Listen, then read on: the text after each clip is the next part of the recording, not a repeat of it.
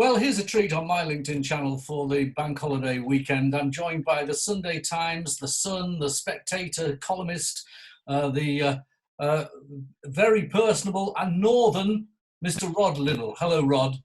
Hello, mate. How are you doing? Very well. Well, good to see you. Your signal's not quite as good as mine, but have you done a lot of these Zoom calls over the last couple of weeks? 2. I've avoided them as much as I've avoided other people. This is a special event for me. Well, you've managed to get me to do it, frankly. Because I have to say, Graham, that I know that for many of your viewers, this will have been a great hardship, this lockdown. And I don't underestimate the misery it's caused. But for me, it's been absolutely idyllic. It couldn't have been better. I am forbidden from going to London by the police. I fervently hope that that stipulation remains intact once this virus is over. I don't have to make up fatuous excuses for not meeting people. I just can not meet them.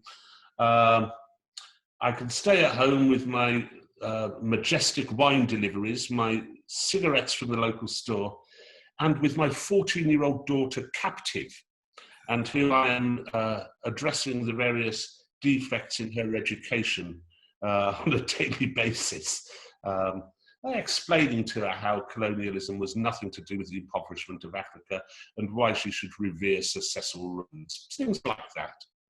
Well, yes, it's an easy way to de-woke your kids. Unwoke them. It's absolutely, it's perfect. We have her captive. We've got about, I would reckon, 2 months to drive out of her head the arrant nonsense that's been shoved into it over the last 10 years in state schools. We've got to work quickly, Graham. Tell me, though, on a more serious note, what is your take on the state of the country and how it's reacted to this? Obviously, the lockdown is important and a lot of people have embraced it, but it's also been a time of twitching curtains and nosy neighbours returning as well, hasn't it? It has, yeah. I mean, I think there's a certain element within society which kind of yearns for fascism. I do see that, and I see it. When I'm out and about, when I have to do my weekly shop, people coming nearer and all this kind of stuff, and the people. I think Northamptonshire police. I don't know why, particularly Northamptonshire, probably the most right-wing county in Britain, was overwhelmed by people ringing up and dobbing in their neighbours, say he went out twice yesterday. So there is some strange stuff going on. I think most people are able to navigate this pretty well. I see that the Conservative Party has a 93% approval rate at the moment, which is the highest it's ever had in its history. So I think people are kind of on board with it. I accept, though, that it's totally different for me sitting out here in the country than it is if you're on the 17th floor of a Walthamstow tower block. For the first time in my life, I genuinely feel sorry for Londoners. Yeah, I was thinking that as well. I mean, you and I both grew up in Middlesbrough, and I remember learning to swim in Middlesbrough's baths. Yes. And we used to go into Middlesbrough's baths, and we used to be given a coloured wristband to tell us how long we could be in the baths for. And some of me thought, well, actually, seeing these people with their parks closed and not able to walk or sunbathe, surely there could be some system to allow people in and to socially distance at the same time, even if it just means allowing people in for a certain amount of time. I would have thought so. I think the police have also been a little overzealous.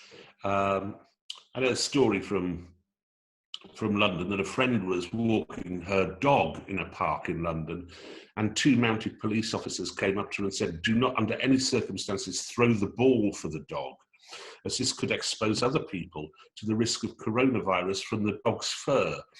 I think it's a lot easier for the police to do this than it is for them to catch criminals. And it's a lot easier for them as well to police the internet for hate crimes, which seemed to be their main occupation prior to the virus arriving. And I think they've overstepped the mark a little. That being said, we all as a society have to navigate this together.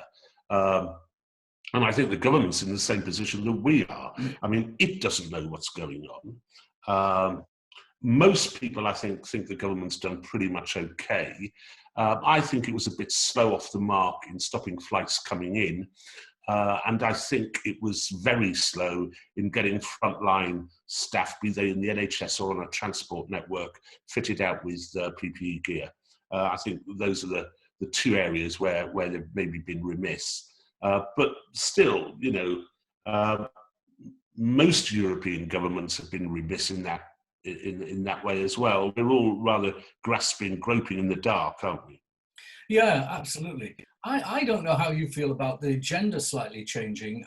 This is Easter weekend, and at the beginning of this week, Boris Johnson went into intensive care.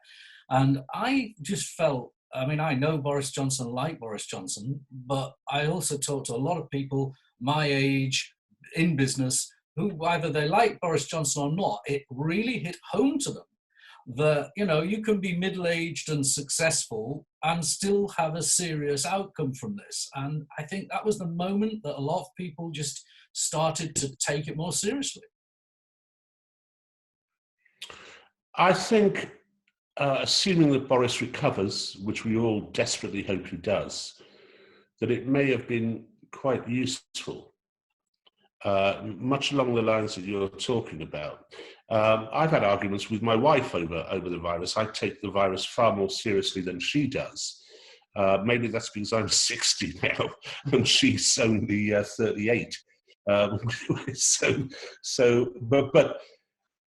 But I think you can say to all those people, and there are many, particularly on the right, who have been inclined to poo-poo the virus, to say that the cure is worse than the disease itself and so on.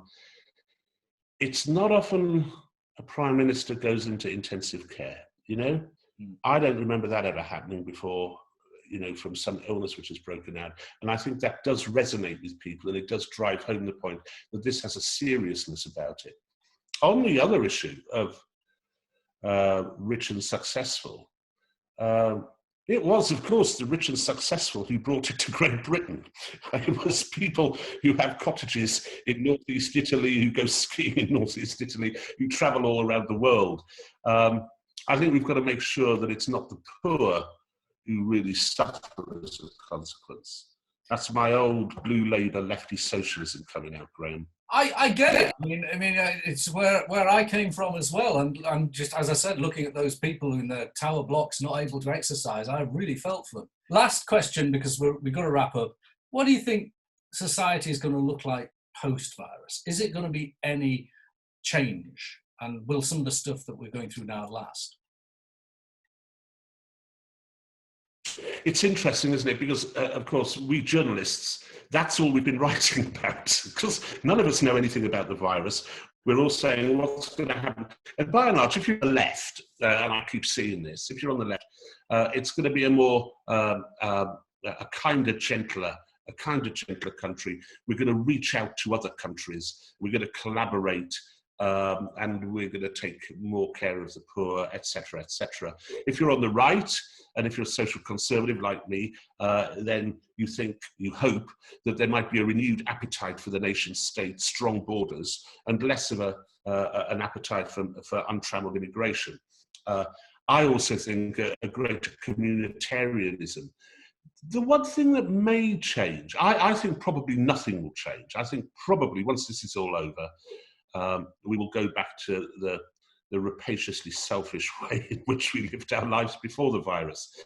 I do hope a certain communitarianism takes hold. I do hope we travel less, that we shop more locally, that we take fewer holidays. I've hugely enjoyed the peace, quiet, and the wildlife that's thrived in the absence of cars and planes. But again, Graham, I have my doubts. Anything will change. Well, I'm going to leave it there, Rod. Thanks very much. Looking forward to reading you in the many organs that you write for. Thank you very much. A pleasure, Graham.